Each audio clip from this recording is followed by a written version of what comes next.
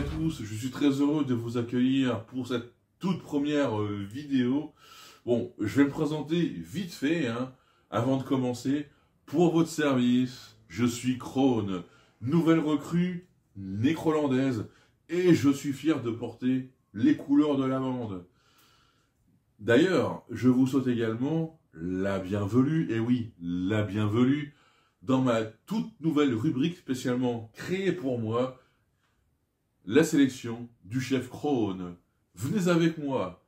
Aujourd'hui, pour cette toute première vidéo Made in Necroland, eh bien, j'ai décidé de vous parler d'un film qui fait partie de mes plus gros coups de cœur de tous les temps. Et pourtant, c'est un film qui est loin d'être parfait, disons-le simplement, pour être franc, et qui a bidé. Enfin, quoique, je dirais plus qu'il n'a pas rencontré son public, voire même qu'il a injustement été boudé. Puisque il aborde un sujet qui n'est pas facile à traiter, que ce soit dans un film ou même ailleurs, au quotidien également, puisque même aujourd'hui, il y a des gens qui sont très frileux quand on en parle. Ils veulent pas et en plus, il a le mérite de faire passer un message, mais un message assez percutant. À moi, quand je l'ai compris, j'en ai pris une grosse en pleine gueule, quoi.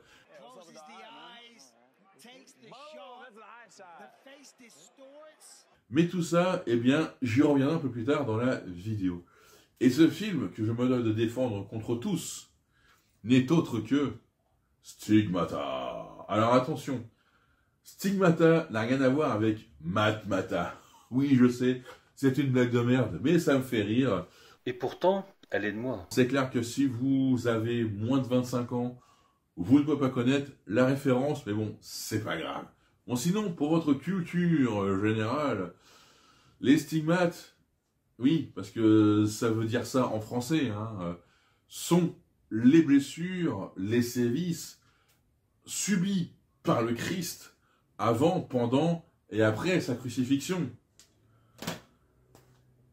Les blessures sont donc de 5. Vous avez les coups de fouet dans le dos, les lacérations provoquées par les épines de la couronne d'aubépine sur le front, les deux plus connus, les best-sellers, les perforations au niveau des poignets, des paumes des mains, c'est selon, les pieds, et pour finir, le coup de grâce, la fatality, le fer de lance ou la flèche plantée dans le bide. Voilà. Game over. Grâce à moi, eh ben, vous allez pouvoir frimer à la machine à café auprès de vos collègues ou vous couchez moins con ce soir. Et ouais. Parce que oui, on peut se cultiver en regardant un film ou en lisant une BD. Ça m'arrive très souvent. Stigmata est un film sorti en 1999. Ah, c'est clair que ça date pas d'hier, comme dirait l'autre. Et d'ailleurs, pour moi, c'est une période assez importante dans ma vie. Je vais dire 98 à début 2000, puisque c'est là où je vais fréquenter les salles obscures de façon très soutenue. Quasiment une fois par semaine. Ah oui, j'en ai vu des films, bon, je pourrais vous en faire une liste, Ils ne sont pas obligés. Mais bon, c'est pas le sujet d'aujourd'hui. Peut-être plus tard, on sait jamais, quoi. Et non, mais comparé à aujourd'hui, ça n'a strictement rien à voir. Puisque maintenant, quand je vais au Cinoche une fois dans l'année, c'est la folie, c'est l'apothéose. Waouh! Bon, je ne vais pas faire le vieux con en vous disant que c'était mieux avant, mais presque.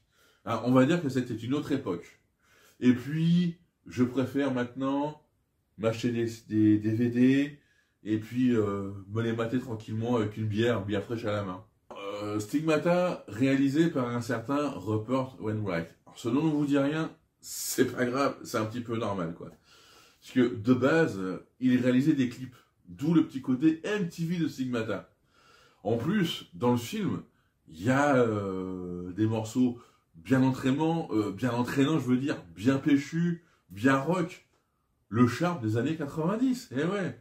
Alors, même au niveau du casting, même si on n'est pas face au gratin, le haut du panier, eh bien, force est de constater que nous sommes devant de bons acteurs. Ne serait-ce que concernant les 3 rôles principaux. Ah, c'est facile à retenir. Hein, que vous avez notre héroïne incarnée par Patricia Arquette. Alors Patricia Arquette, si ce nom vous dit quelque chose, c'est normal. Puisque Patricia est la sœur de David et de Rosanna Arquette. Ouais. Une famille d'artistes. Malgré une carrière assez riche, elle se fera connaître du grand public grâce à son rôle de Alison Dubois dans la série cultissime du début des années 2000, Medium. C'est une série que j'adore, putain. Et encore une fois, grâce à moi, putain, mais vous allez finir intelligent. Bon, surtout déjà très cultivé, hein. Mais la série Medium, eh bien, est inspirée de la véritable Alison Dubois qui a réellement collaboré avec la police. Ah oui, hein, grâce à ses dons de médium. Ouais. Et si je dis pas de conneries, il y a certains épisodes qui sont directement tirés des enquêtes. Ah ouais, putain. Mais il y a vraiment qu'aux États-Unis qu'on peut voir ça. Hein. Ah bah, en France, c'est pas la peine. Hein. Pas besoin de médium. Nous, en France, on a Joséphine Ange Gardien. Après, il y a Gabriel Byrne, qui joue dans Stigmata le père Mathieu, un homme d'église. Et j'adore cet acteur, il a une belle gueule, en fait une gueule faite pour le cinéma. Je lui trouve même des airs de Al Pacino, ou alors, faut peut-être que je porte des lunettes, parce que je me fais vieux, quoi. Et ce qui est assez marrant, c'est qu'il joue dans 3 films que j'ai dans ma collection. Bah, en numéro 1, logiquement, hein, Stigmata. En 2, attention alors là, film culte, hein, Usual Suspect. Ah ouais, putain, alors si vous ne connaissez pas cette pépite du 7e art, mais alors, foncez le regarder. Un bon film avec un petit côté tarantinesque. D'ailleurs, j'ai longtemps cru pendant des années que c'était Quentin Tarantino qui l'avait fait. Eh ben non, je me suis bien planté, quoi. Et puis, alors là, la fin des temps. Un nanar. Pour moi, c'est pas un nanar, hein, mais bon, il y en a beaucoup qui le considèrent comme tel. Pour moi, c'est vraiment un bon gros plaisir coupable. J'adore le regarder comme Stigmata, hein, très souvent. Et c'est le film qui a failli ruiner la carrière de Schwarzy. Et dans La fin des temps, Gabriel joue le diable, l'antéchrist en personne. Et en plus, il est sorti la même année que Stigmata, 1999. Non mais c'est fou quand même. Le hasard, on ne saura jamais. Peut-être, peut-être pas. Après tout, on s'en fout. Hein. Et pour finir, alors là, moi je ne m'y attendais pas. Jonathan Pryce, un acteur d'un certain âge qui doit toujours être en vie. Et ce mec a une carrière impressionnante. Il a joué dans un nombre incalculable de films et de séries. Et pour moi, ses rôles les plus marquants, ce sont le Commodore dans la saga Pirates des Caraïbes et dans le domaine de la série Game of Thrones, le moineau. Oh, putain, quoi. Rien que ça, mais c'est juste de la pure folie, quoi. Bravo, monsieur Price. Vous méritez tous mes hommages, tout mon respect. Et donc dans Stigmata, lui, il incarne le haut cardinal, le bras droit du pape. Hein. Ce que moi j'ai envie d'appeler la soupape. C'est une blague encore bien pourrie. Hein, ouais. Donc, maintenant, je vais un peu, dans les grandes lignes, vous raconter de quoi parle Stigmata.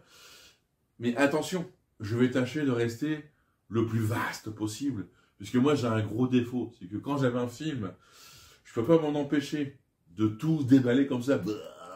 En long, en large, en travers. Mais surtout, en large. Mais là, exprès, voilà, vous avez compris. Non.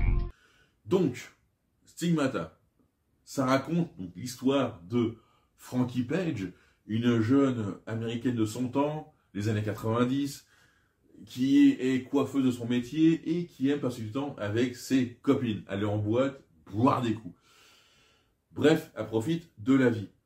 Sauf que on devine qu'elle a des envies d'autre chose, avoir une vie un peu plus posée avec son chum, et pourquoi pas avoir un petit bébé, hein, un petit bébé à cajoler, quoi. Sauf que ça n'arrivera jamais, puisque son quotidien va partir en couille du jour au lendemain, et tout ça à cause d'un cadeau.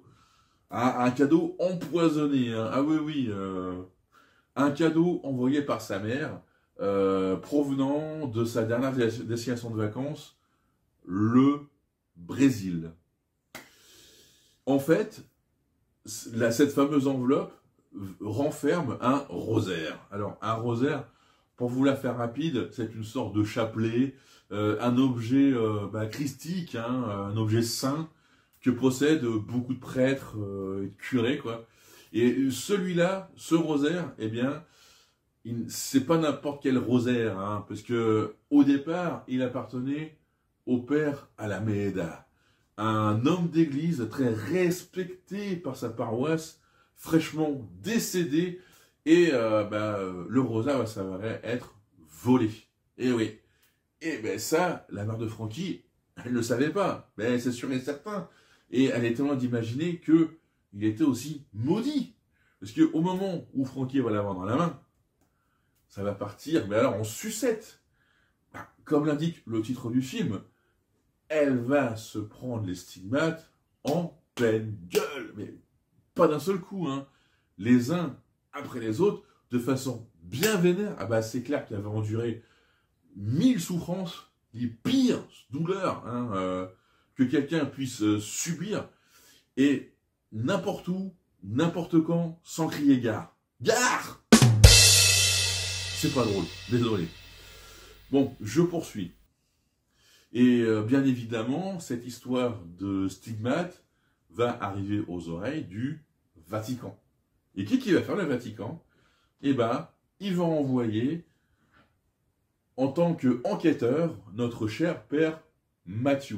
Puisque c'est une sorte Horatio Caine, vous savez, un expert de la papauté, qui se déplace quand il y a des manifestations qu'on appelle miraculeuses, hein, afin de savoir si c'est du fake ou du avéré. Et non mais je rigole d'avance parce que je me refais le film dans la tête, et il y a ce fameux passage. Moi je dirais que le père Matthew va avoir une réaction typiquement humaine, pas incohérente, parce que même moi, je pense que ça me serait arrivé. Malgré l'évidence, il a les mains de Frankie dans les siennes, il voit que les poignets sont perforés, ça pisse le sang, ça ne cicatrise pas, mais il ne veut pas se mettre dans la tête que ce sont les stigmates, parce que Frankie a le malheur d'être athée. Et selon le père Matthew, les seules personnes qui peuvent être atteintes par les stigmates sont des personnes croyantes, bien ancrées dans l'Église et dans Jésus et compagnie, ce que nous on pourrait appeler des gens pieux.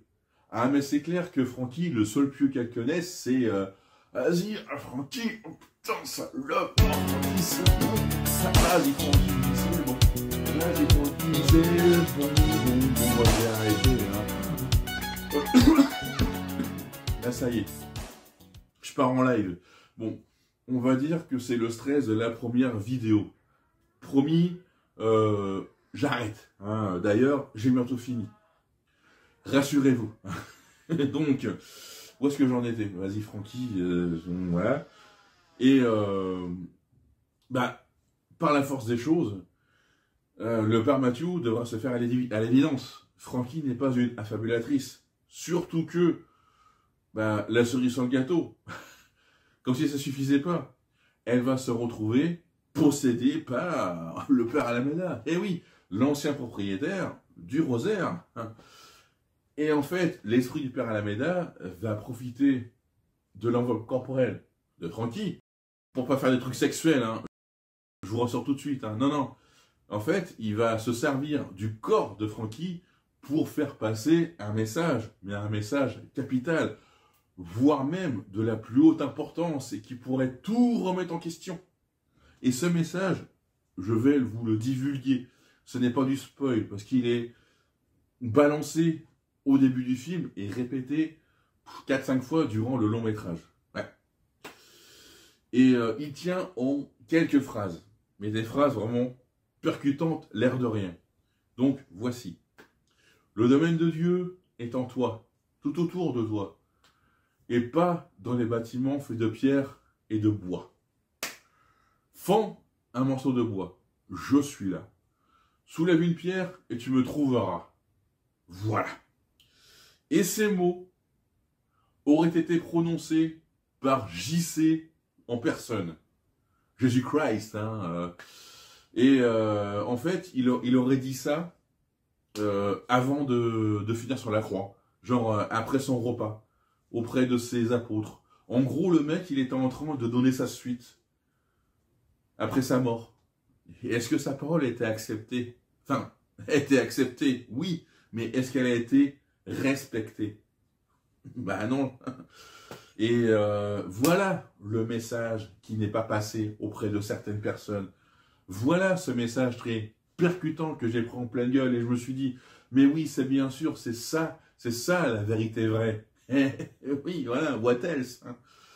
Et il y a un truc assez important, en plus, qui est dit par Jonathan Pryce, le haut cardinal. Hein, il dit comme ça, je sais plus qui, si ça arrive aux oreilles de tous, ça remettrait en question la pratique de l'Église depuis des siècles et des siècles. Ah bah ça c'est sûr et certain. Hein.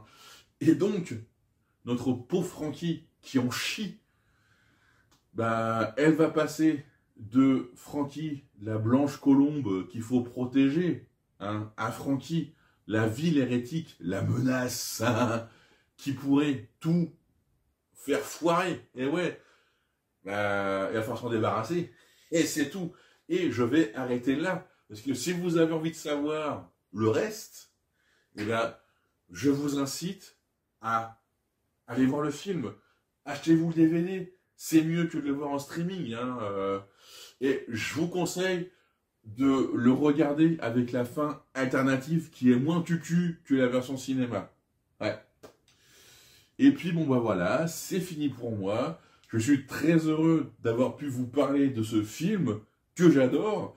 Et comme le veut la coutume nécrolandaise, une petite bande-annonce et après, ciao, à la prochaine. Ciao.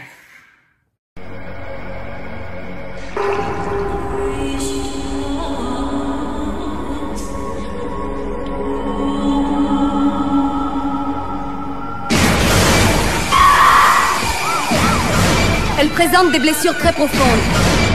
Les plaies sont tout à fait identiques. Même taille, même forme. Vous croyez que j'ai fait ça? Qu'est-ce qui cloche dans votre vie, Frankie?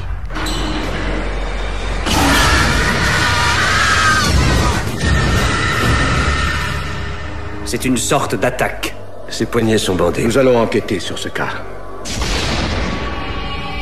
Mademoiselle Page, je parcours le monde pour authentifier ou non les miracles. Savez-vous ce que sont les stigmates? Les 5 blessures. Les épaules étaient lacérées par le fouet, les mains et les pieds transpercés par des clous. Seules des personnes profondément pieuses ont reçu de telles blessures. Quelle église fréquentez-vous? Aucune. Tous les stigmatisés souffrent d'attaques démoniaques des plus insensées.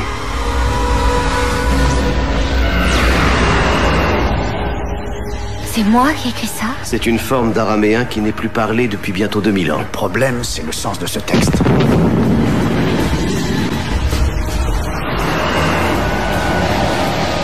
Il était intégralement écrit dans la langue de Jésus, à la première personne. Certains au Vatican considèrent que cela pourrait détruire l'Église.